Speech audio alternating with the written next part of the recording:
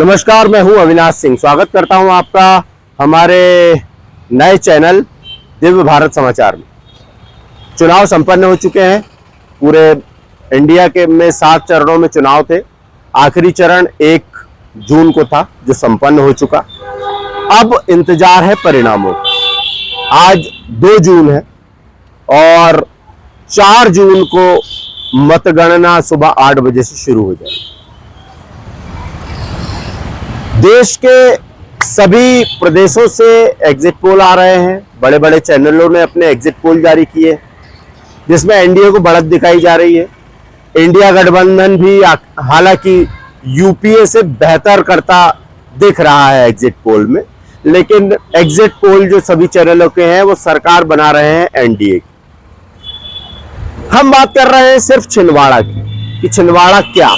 दरअसल छिंदवाड़ा वो सीट है जो मध्य प्रदेश में ही नहीं बल्कि पूरे इंडिया में बड़ी महत्वपूर्ण सीट।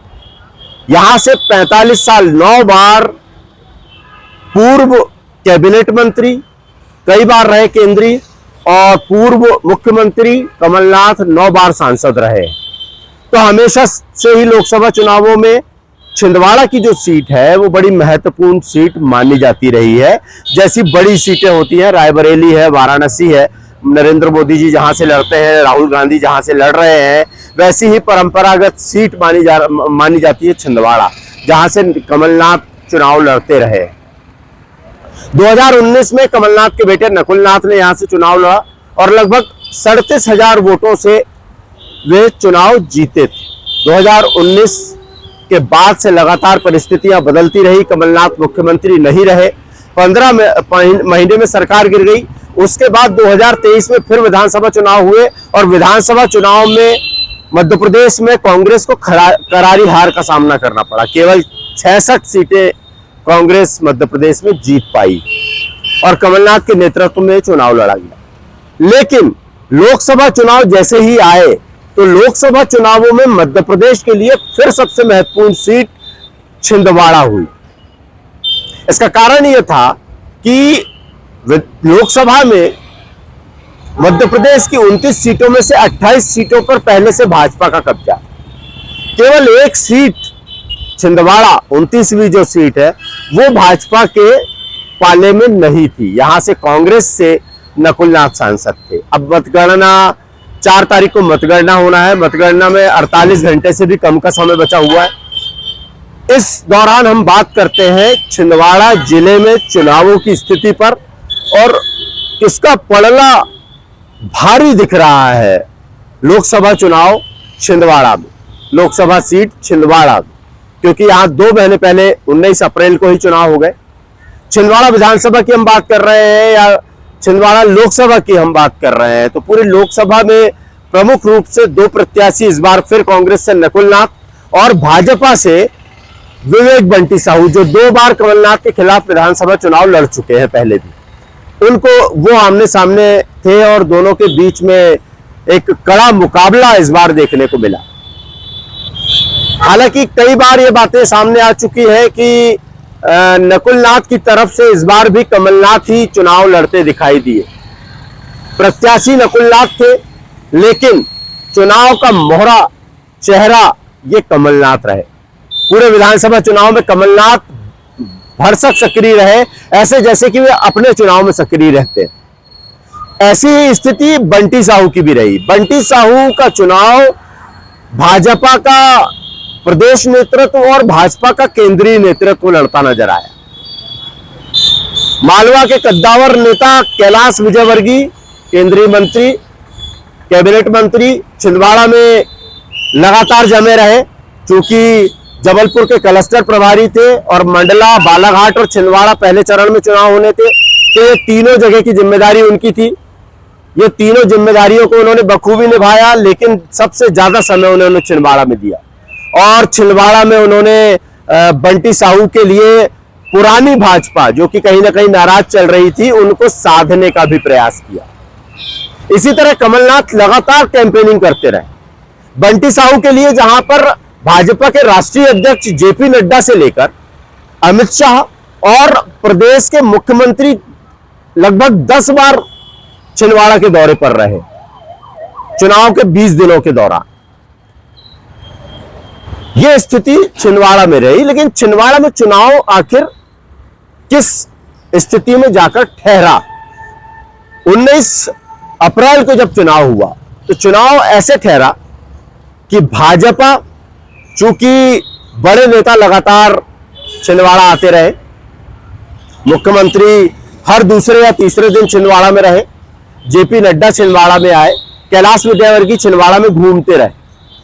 इससे भी ज्यादा बड़ी बात यह रही कि कमलनाथ के करीबी या कमलनाथ के करीबियों को भाजपा अपने पाले में मिलाती नजर आई। चुनाव के 15 दिनों के अंदर कमलनाथ के कई करीबी और सबसे करीबी पूर्व कैबिनेट मंत्री दीपक सक्सेना, बड़े कद्दावर नेता जिला पंचायत के उपाध्यक्ष अमित सक्सेना, चौरई के पूर्व विधायक गंभीर सिंह चौधरी, कांग्रेस से निष्कासित विरोध कर चुनाव लड़ने वाले बंटी पटेल, ऐसे कांग्रेस के कई कद्दावर नेता, शहर से पार्षदों की पूरी एक फौज, 12-14 पार्षद शहर कांग्रेस से नगर निगम के भाजपा में शामिल हो गए। मतलब लगातार कमलनाथ पर अटैक होते रहे, कमलनाथ से लोगों के दामन छूटते रहे, लोग भाजपा का दामन थामते रहे।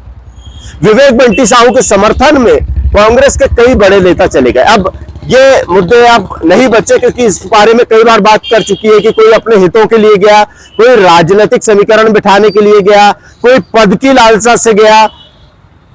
बड़ी बात, अमरवाड़ा से कांग्रेस के विधायक जिन्होंने कमलनाथ ने जिनको 3 बार विधानसभा की टिकट दी और वो 3 बार से विधायक चुने जा रहे हैं, राजा कमलेश शाह, वो तक भाजपा में चले गए और उन्होंने विधायकी छोड़ दी। हालांकि ये भी पता चला कि वे मंत्री पद के लालच में भाजपा में गए हैं और ये एक ऑफर उनको मिला है भाजपा की तरफ से। तो ये भाजपा के ये चलता रहा। विवेक बंटी साहू लगातार कई दिनों तक लोगों को ज्वाइन कराने के लिए भाजपा में ज्वाइन कराने के लिए भोपाल जाते नजर आए। कई समय चुनाव के दौरान, चुनाव कैंपेनिंग के दौरान बड़े नेताओं से वो घिरे रहे। विवेक बंटी साहू को जितना समय जिले में प्रचार के लिए मिलना था, उतना समय विवेक बंटी साहू को कहीं मिलता दिखा नहीं। जिस तरीके की कैंपेनिंग कमलनाथ और नकुलनाथ ने पूरे जिले में की, हालांकि उनके पास संसाधन थे, पिता और पुत्र दोनों ही हेलीकॉप्टर से सुबह निकलते थे और शाम के 5 बजे तक कई क्षेत्रों के अलग अलग दौरे करते रहे। ये कमलनाथ और नकुलनाथ की दिनचर्या रही, जबकि बंटी साहू की दिनचर्या यह रही कि वे बहुत कम जगह दौरे कर पाए। कई विधानसभाओं में, कई क्षेत्रों में तो वे जा ही नहीं पाए। उसका कारण यह भी था कि कई विधानसभाओं में नहीं पहुंचने के पीछे रीजन ये था कि बड़े नेता लगातार छिंदवाड़ा आते रहे और उन्हें कहीं ना कहीं बंटी साहू को उनके साथ रहना पड़ा। एक तो यह स्थिति चुनाव के दौरान दिखाई दी कि भाजपा कहीं ना कहीं लोगों से संपर्क बनाने में कमजोर दिखी, जबकि कांग्रेस में जहां की पूरी कमान कमलनाथ संभाले हुए थे, तो उन्होंने लगभग पूरे जिले में दौरे किए, बहुत सारे लोगों से मिले, बहुत सारे पुराने कांग्रेसियों से कमलनाथ के संपर्क बने। इस बार ये देखने में आया। इस बार एक चीज और कांग्रेस के प्रचार में देखने को मिली कि शाम होते ही कमलनाथ के निवास शिकारपुर में कमलनाथ से मिलने वालों की भीड़ हर चुनाव की तरह इस चुनाव में कहीं ज्यादा थी। और इस चुनाव में नेता जो है वो बड़े नेता नहीं थे, वो नेता नहीं थे जो लीड करते थे। इस बार कमलनाथ के आवास पर जो भीड़ थी, वो भीड़ कहीं ना कहीं उन दूसरे और तीसरे दर्जे के नेताओं की थी, जो बड़े पहले दर्जे के नेताओं के बाहर जाने के कारण सीधे ऊपर आ गई। ये बड़ी बात इस बार देखने को मिली इस कैंपेनिंग के दौरान। इस